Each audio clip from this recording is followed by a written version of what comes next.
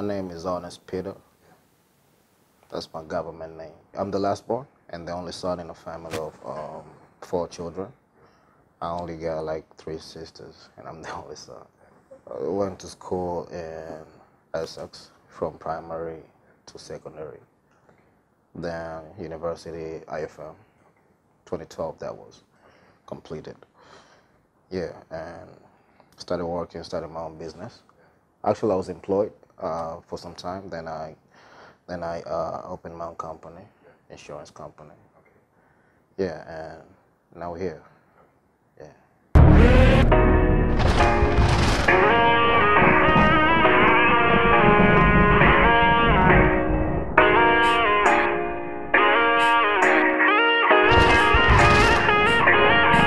I put the past in the past and go so future with the plan.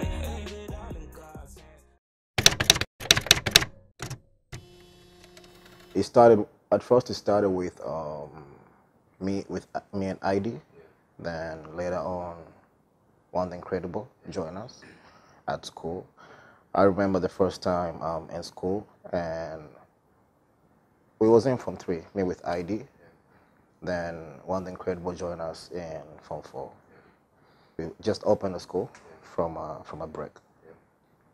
Then we found him like in the dormitory, rapping and stuff to some random beats. And I was like, who's this guy, man? You know? Yeah, but yeah, we shared the same interests. So later on, we was like, yo, why don't we do something together? Yeah. So the clique was formed, and ever since we've been strong and alive. Yeah, I think that was about in this Form 4. Actually, one incredible was the one who set up the studio station. It was at Sabasita Records. This fat guy, he owned the studio. We didn't pay no money actually, but we paid him with booze. We bought like a carton of booze and all that. So it was a good session. It was a weird experience at first, but everyone just fell in love with the mic. One thing Credible actually did record before that, but for me and ID, I think that was our first studio experience. Yeah, and ever since we did a track. The first track was called "We With It." That was me, One Incredible, and ID. Yeah. Well, so far, so good. The way I see it, there are many doors are opening up right now, many opportunities, commercial-wise, and even the knowledge. People are so aware of what exactly hip hop is about. It's not only about the music; it's heading to a positive direction. I've seen big changes from different artists in hip hop. Someone like Joe McKinney, you know, they've crossed borders. People like AY, people like FA, you know. So it's a huge opportunity right now to do music. The cash is coming in, you know. So yeah, to an extent it is, but it's not to 100%, if you ask me. There's been a lot of imitation from foreign trends, you know. We're starting to lose our own identity, if you ask me. Many artists only look at what's trending out there, and if they feel like they can relate to that, they get into that, and through the whole process, they get to lack their true identity, you know. So to an extent, it's a good thing because exposure is out there right now, you know. But it takes a lot of focus for artists to remain who they are, who they truly are to themselves and to the fans, you know. So I think if an artist can really maintain that, it starts with one artist, and so the whole industry, I think, will develop in a positive direction.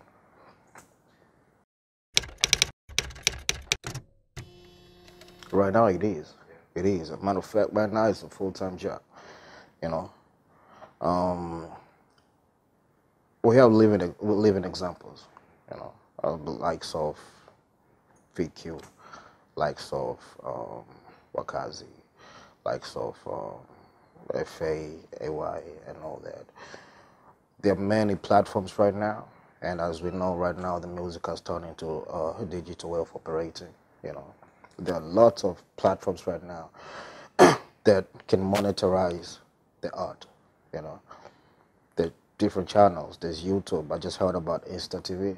You know, there's YouTube. There's Insta. There's SoundClouds and whatnot. So people don't only depend on the shows to make money right now. You can actually make money where your music is being played out there, and you're receiving some amount of money. But when it comes to business, then it takes a lot of. It doesn't take a musician to get money. It takes a businessman or a money-oriented kind of person to make money. You know, so the difference is that the people who are really earning the money are the people who know how to monetize their content.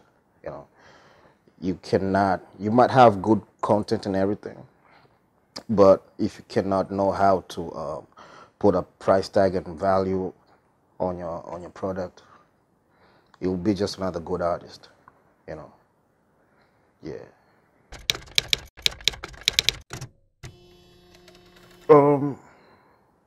I think for the first time, if you ask me, it's it's the time where actually most managers actually are playing their part to some extent, though. You know, not all of them.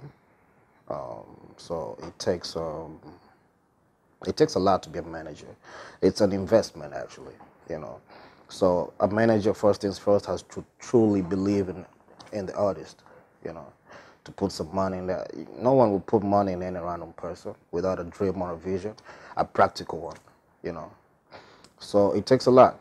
But right now, I can see most managers and management, they're really looking at it in a business way, and they're doing exactly what a manager should do, in terms of they're not just putting money in the pockets of the musician. No, but they're actually taking care. The actual role of manager, if you ask me, is the person who's supposed to take a certain kind of pressure from the artist. A person who's there to let the artist 100% deal with 100%. Then the manager is supposed to take care of the other issues: marketing, distribution, branding the artist. You know, and that's why you can find many some artists here in Tanzania. They have multiple managers. You know, yeah. So it's essential, depending on the magnitude of your work. Yeah, I think it's okay to have multiple managers. So far so good, if you ask me. To some, it's full, but to many artists in Tanzania, it's partial. It's partial. You hang around, you find artists, they don't even have money to eat, and yet they say they have managers. No, they just have someone who's taking care of them in times of need. You know, that's not completely managerial activities. You know. A full manager is supposed to literally take care of the artist, A to Z. The artist only has to think about recording. You know, they may be sharing ideas with the whole management on how to push the music. You know, but once the artist starts thinking about what to eat, who to go to get some few favors and whatnot, exactly what's happening in Tanzania, I don't think that we can call that as fully management. Yeah, I think that's, and most people should really understand. It's okay to call a person not a manager. You can just say, like, this is someone I'm in business with partners, you know. But to have the title of a manager, it takes so much work and effort.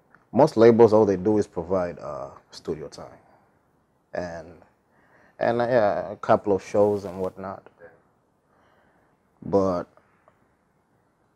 for an artist to be in a label is more or less, it's a management, actually, you know. So when it starts with the contracts, most artists get into these contracts because of they need to. They have no other way out. That's why you might find many feuds Once the contracts are done, people don't want to get into the contract again with the same label, you know, for that same reason. So most labels, the contracts are really one-sided based.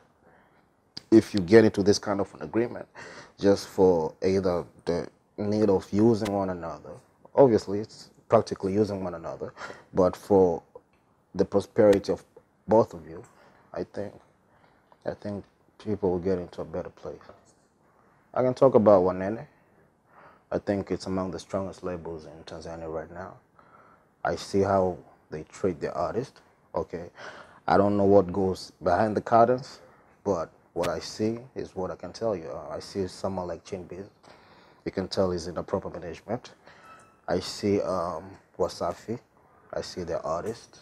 You know, I see Tip Top. Yeah, they actually putting in and they riding or die for the artist. You can literally see like they're trying to brand something. It's not just trying to help this artist or whatnot. No, they're actually in a business to manage this artist.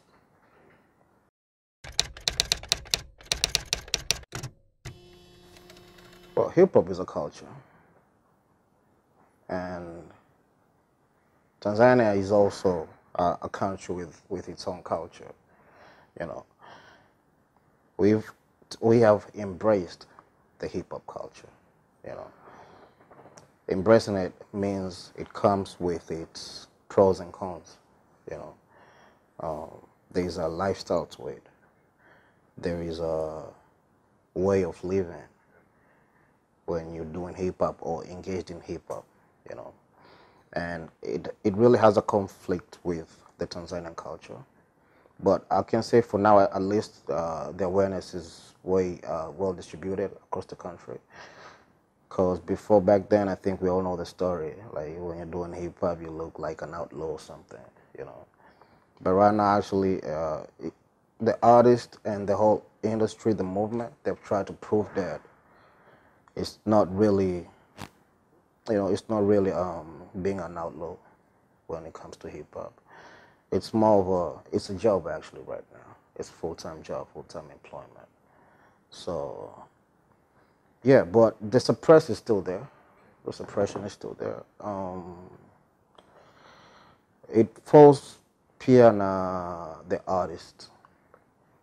The way you carry yourself is literally the way people will perceive you. If you try to be a real example in the society, it won't be just about hip hop. It will be about you, literally. You know, like they won't even see that this is hip hop. They'll see like, oh, this is a positive influence to the society. You know, so it's not. It's about the artist. You carry yourself proper and you represent your own where you're from. I think the suppression will. I won't. It's not promised that it will end. I think that's too far fetched, depending, considering the fact that it's a new culture. But it will get to a point where everyone will understand. Yeah.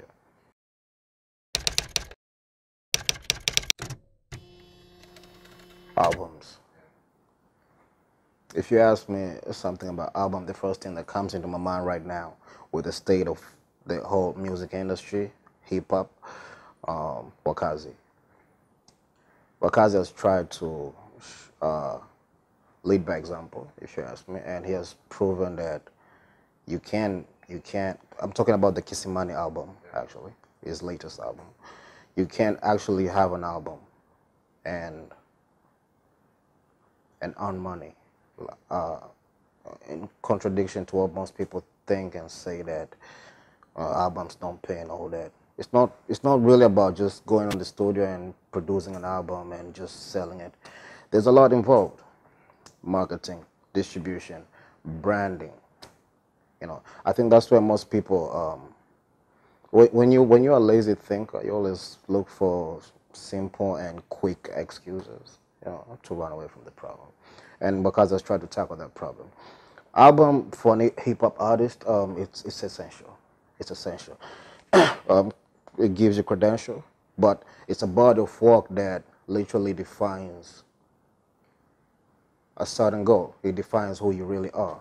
You know, anyone can make multiple singles. anyone can make multiple singles.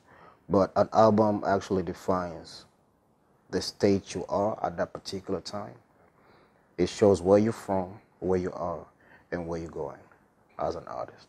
It's a compilation of a project with a specific goal or target, I can say. That's why an album has to have a theme to it, you know. You can't just have a random album without a theme. It needs to have a theme to it.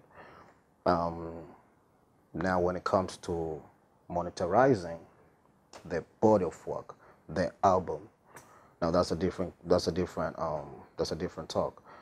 And that's why, going back to your management question, that's why you can do good by yourself, but if you have a proper management that sees and knows business, that has focus, I think that's when really an album right now, commercially, will make sense.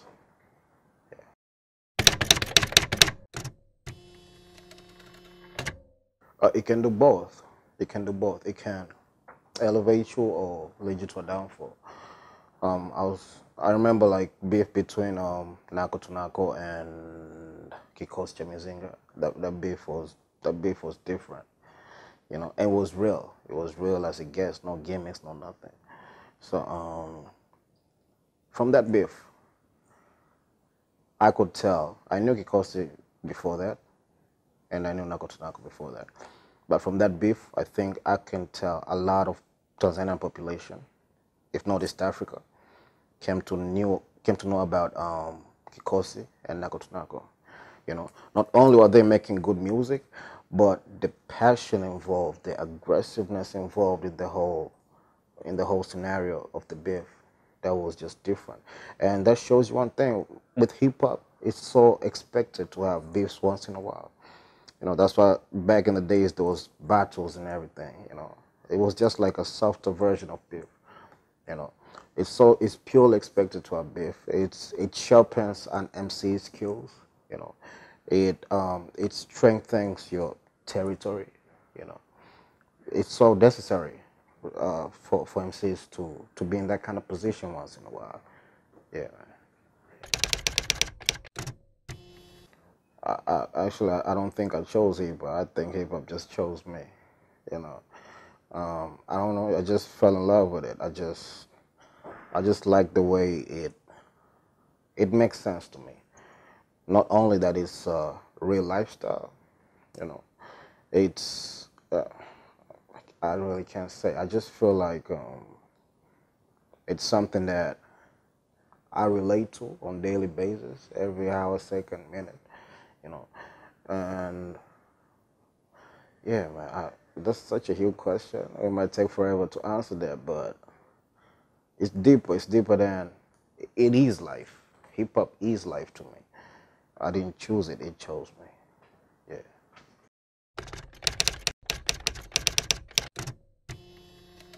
We need to stay real.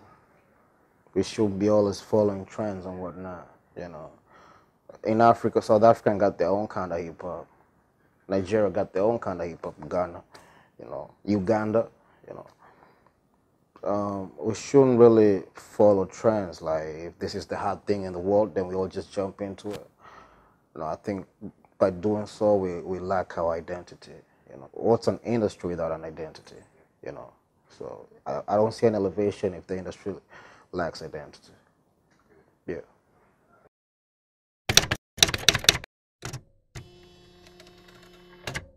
Well, the first one I'll rest in peace. That's AKA Mimi, Albert Manguera. You know, the second one, Mwanza Mwanza, Fit Q, Chidi Benz, Chuma. You know, and it's unfortunate for Chidi Benz where he's at right now. You know, what he's gone through, and most people tend to forget the contribution that he put for the culture. He gave his everything. You know, and we shouldn't be so quick to judge when someone is going through such situations in life. You know, so musically, he has a big impact in Tanzanian hip hop. As a man, we go through such tribulations sometimes and trials, you know. So Well, the best he can do is have faith and keep his head up. He's gonna come back strong, I believe. Fourth one is J-Mo. J-Mo. J-Mo is a full package when it comes to hip hop. He's aggressive. He always has multiple million different kinds of content. He touches different people at different times. He's humble. He's real. He is who he is. You know, that's J-Mo. He's a total full package when it comes to hip hop. The fifth is PMC. PMC. P has a P is among the few MCs that I've listened to who I feel they're undefeated when it comes to hip hop. He has his own way. He's so real with his own deliverance. He's just different. It's just it's so hard grouping PMC with any of these new cats or the people that he came up with, because I think he has his own lane and he's so different and he's so real. Yeah. Moment. M. That's letter M. Yeah. Poor people have me, rich people don't. If you eat me, you die. Think I heard that. Nothing. I heard that before. Nothing. Yeah. It's right? I. Single eye, but cannot see. Whoa. I have a single eye. No idea.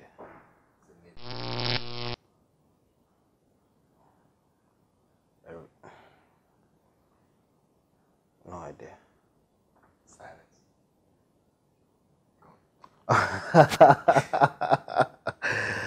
You got me. You got me. Let's cut that.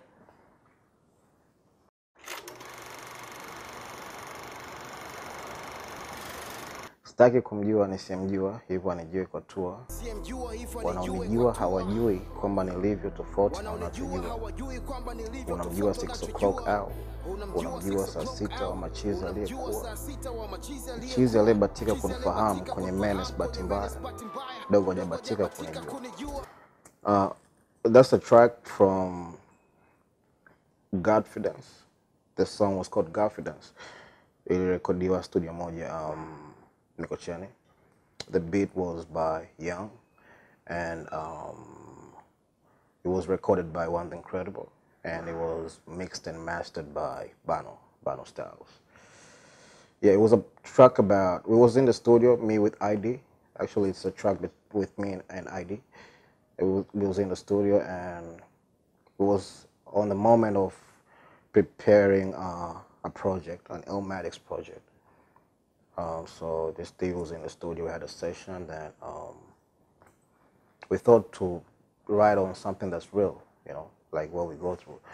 And initially the track was called Envy, but we tried to look for a more artistic name to label it with. So we came up with Godfidence. It goes further like, jifunze kuongea nami, tunze utembee nami, ukuze kisichokuhusu kuhusu mimi uko mitani. I don't give a ish. You know, nipo na Illmatics army, picha wanapiga na sionekani, you know, stuff like that. So he talks about envy, literally, you know, people who you feel like you're with them today, they're smiling in front of you, you know, but once you show them your back, it's a whole different case. The life can't you.